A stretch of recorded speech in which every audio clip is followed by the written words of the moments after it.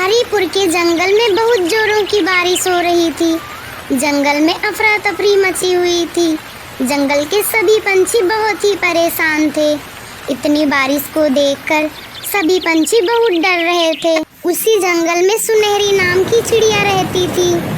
उसका इकलौता बेटा था। वो अपने बेटे से बहुत प्यार करती थी। वो हर वक्त अपने बेटे के पास रहती थी। अपने बेटे की बहुत ही देखभाल करती थी। माँ, तुमने देखा नहीं आज कितनी जोरों की बारिश हो रही है। बाहर तो ऐसा लगता है कि तूफान आने वाला है। मुझे तो बहुत डर लग रहा है कि कहीं इस तूफान में हमारे घर ना टूट जाए। अगर हमारा घर टूट जाएगा माँ, तो हम लोग कहाँ रहेंगे। माँ, मुझे बहुत डर लग रहा है। अरे मेरे चीकू बेटे, तुम क्यों डर रहे हो? अपना घर तो बहुत मजबूत है। इस बारिश में कहीं नहीं जाने वाला मेरा घर।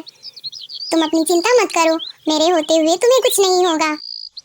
माँ, मैं अभी बाहर खिड़की से देख रहा था तो पीहू का घर बहते हुए जा रहा था।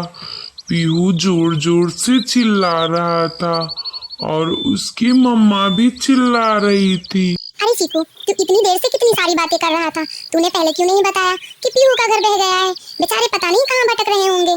चीकू, तू घर से बाहर मत जाना। बाहर बहुत जोरों का तूफान है। मैं जाकर देखती हूँ पीहू और उसकी मम्मा कहाँ पर है।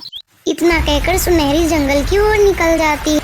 जंगल में पहुंचकर सुनहरी चिड़िया देखती है कि रानू चिड़िया एक पेड़ के नीचे अपनी बेटी को लिए बैठी होती है।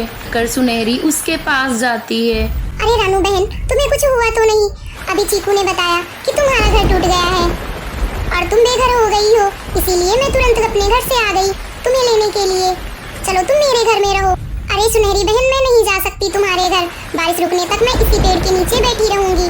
बारिश रुक जाएगी फिर मैं अपना। अरे नहीं रानू, तुम मेरे घर चलो। रानू सुनहरी की बात मानकर उसके घर चली जाती है और उसके घर में खुशी खुशी रहने लगती है। दोस्तों, इस कहानी से हमें सीख मिलती है कि मुसीबत में हर किसी की मदद करनी चाहिए और मुसीबत में अपने ही लोग काम आते हैं।